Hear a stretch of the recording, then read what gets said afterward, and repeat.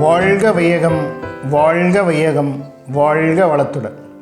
ஆசி பாட்காஸ்டை தொடர்ந்து கேட்டுக்கொண்டிருக்கக்கூடிய my dear brothers and sisters, எல்லோரும் எப்படி இருக்கீங்க? நல்லா இருக்கீங்களா? நாம் இந்த இதை ஒளிபரப்புறதுக்கு காரணம் உங்கள் வாழ்க்கையில் மகிழ்ச்சியும் மனநிறைவும் அதிகரிக்கணும் என்பது தான்.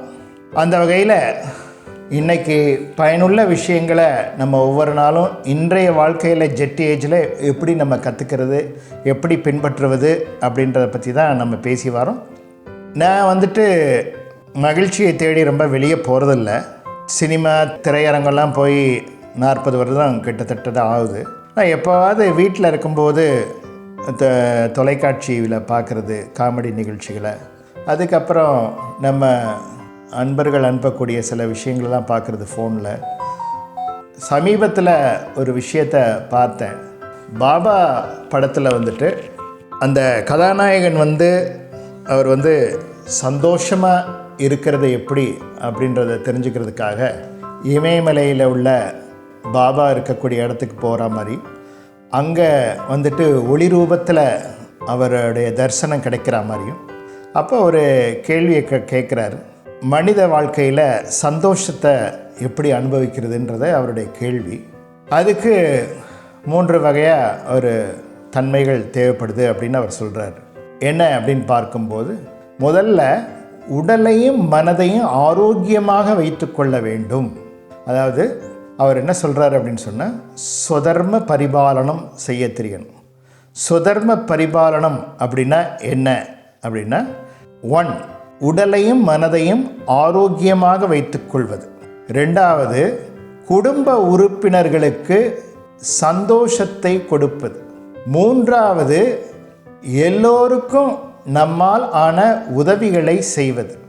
உதவி செய்யலைனாலும் பரவாயில்ல, உபத்திரவம் செய்யக்கூடாது என்பதை அவர் சொல்கிறார். இதுதான் சுதர்ம பரிபாலனம் அப்படின்னு.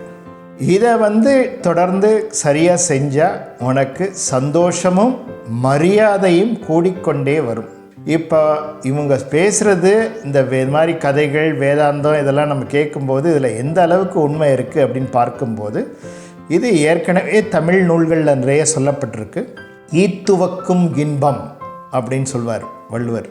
அந்த ஈத்துவக்கும் இன்பம் என்பது கொடுக்கும்போது ஏற்படக்கூடிய மகிழ்ச்சியை பற்றி நவீன விஞ்ஞானம் என்ன சொல்கிறது என்று பார்க்கும்போது, ஒருவர் மற்றவருக்கு உதவி செய்ய வேண்டும் என்ற நோக்கத்தோடு அவர் செயல்படுகின்ற போது, சேவை செய்கின்ற போது, அவர்கிட்ட அவருடைய பிரெயினில் செரோட்டினன், டோப்பமைன் இதெல்லாம் அதுவாக செக்ரியேட் ஆகுது அப்படின்னு. இதெல்லாம் மகிழ்ச்சியாக இருக்குது. ஆக்சிடோசின், டோப்பமைன், செரோட்டினன்லாம் செக்ரியேட் ஆகுதுன்னு சொல்கிறாங்க. அது மூலமாக எண்டோக்ரைன் கிளாண்ட்லாம் பலமாகுது அப்படின்னு நவீன விஞ்ஞானம் சொல்கிறது. இந்த டோப்பமைன், ஆக்சிடோசின், செரோட்டினன்லாம் சுரக்கிறது எப்போ அப்படின்னு பார்க்கும்போது, நம்ம அடுத்தவங்களை சந்தோஷப்படுத்தணும்னு நினைக்கும் போதே சுரக்க ஆரம்பிக்கலாம். அது அடுத்தவங்களுக்கு உதவி செய்பவர்களுக்கு அவங்க சந்தோஷத்தை தேட வேண்டியது இல்லை. சந்தோஷம்தான் அவங்க வாழ்க்கையில் அது தேடிக்கிட்டு போகும் அவங்கள. அதனால் நம்ம பெரியவங்க சொன்னது, ஏற்கனவே சொன்னதை நவீன விஞ்ஞானமும் நிரூபித்து கொண்டிருக்கிறது. விஞ்ஞானத்தில் சொன்னதால் நம்ம பின்பற்றணும்னு சொல்லலை. இது மிகப்பெரிய ஆன்மீக விஞ்ஞானம் தெரிந்தவர்கள் சொன்னதை நம்ம ஆராய்ச்சி பண்ணணும்னு அவசியம் கூட கிடையாது. நம்ம என்ன செய்யணும் அப்படின்னு பார்க்கும்போது, உடல் ஆரோக்கியமாக வைத்து கொள்வதுக்கு, நம்முடைய உடலில் நிணநீர் ஓட்டம் நல்லா இருக்கிறதுக்கு, இரத்த ஓட்டம் சீராக இருக்கிறதுக்கு என்ன பண்ணணும் அப்படின்னு பார்க்கும்போது, ஏதாவது ஒரு ஸ்ட்ரெச்சிங் பண்ணணும். நம்ம பாடியை ஸ்ட்ரெச்சிங் பண்ணி நிணநீர் ஓட்டத்தை சரியாக பண்ணணும், சரி பண்ணிக்கணும். இரத்த ஓட்டம் சீராக இருக்கும்போது அதற்கு பிறகு மனதை பலப்படுத்தி கொள்வதற்கு சில ஆட்டோ சஜஷன்னு சொல்லுவாங்க, அந்த மாதிரி சொல்கிறது, நல்ல புக்ஸை படிக்கிறது, அதுக்கப்புறம் நல்ல நண்பர்களோடு அதை பற்றி கலந்துரையாடுவது, மன வளர்ச்சியை நம்ம ஏற்படுத்தி கொள்ளணும். மென்டல் ஸ்ட்ரென்த்தை நம்ம இம்ப்ரூவ் பண்ணிக்கிறதுக்கு உண்டான செயல்களில் ஈடுபடும். அதற்கு பிறகு நாம் குடும்ப உறுப்பினர்கள் நம்ம இருக்கிற இடத்துல நம்ம குடும்ப உறுப்பினர்களுக்கு ஒரு வித சந்தோஷம் ஏற்படும். அந்த குடும்ப உறுப்பினர்களை நம்ம ஏன் வேதனைப்படுத்தக்கூடாது, இரத்த பந்தங்களை ஏன் வேதனைப்படுத்தக்கூடாது அப்படின்னு சொன்னால், உதாரணமாக மதரை ஹர்ட் பண்ணும்போது நமக்கு வயிறில் ப்ராப்ளம் வரும். நம்ம சந்தோஷமாக இருக்கிறது எப்படின்னு படிச்சுட்டு போயிட்டு யாரையாவது ஹர்ட் பண்ணுற மாதிரி பேசும்போது, கூட பிறந்த சகோதரரை பாதிக்கிற மாதிரி நம்ம பண்ணால் நெக் மசில்லாம் ஸ்டிஃப் ஆகிடும். இதிலெல்லாம் நிறைய விஞ்ஞானம் இருக்குது, அதுக்காக நான் சொல்கிறேன். அதனால் எல்லாருக்கும் உதவி செய்யும்போது என்ன ஆகுது அப்படின்னு பார்க்கும்போது, அவங்களுடைய சந்தோஷ அலை பிரபஞ்சத்தில் கலந்து நமக்கு பிரபஞ்சத்தில் இருந்து வான்காந்தம்னு சொல்லுவாங்க, யூனிவர்சல் மேக்னட்டிசம் நம்ம பாடியில் வரும். இன்னொருத்தரை இழிவாக பேசும்போது, இன்னொருத்தருக்கு வேதனைப்படுத்தும் போது அது பிரபஞ்சத்தில் கலந்து நம்ம வான்காந்தம் யூனிவர்சல் மேக்னட்டிசம் நம்ம பாடிக்கு வர வேண்டியது வராது. அதனால் நம்ம பேங்க்கில் அக்கௌண்ட்டில் பணம் மாதம் மாதம் விழுகும், சம்பளம் வரும், எல்லாம் வரும். ஆனால் இன்னும் ஒன்றும் வராது, சந்தோஷம் மட்டும் வராது. ஏன் காரணம் என்ன அப்படின்னு பார்க்கும்போது, மற்றவங்களை துன்புறுத்தும் போது பிரபஞ்சத்திலேருந்து நம்ம எனர்ஜி ஸ்டாப் ஆகிடும் நமக்கு வர்றது.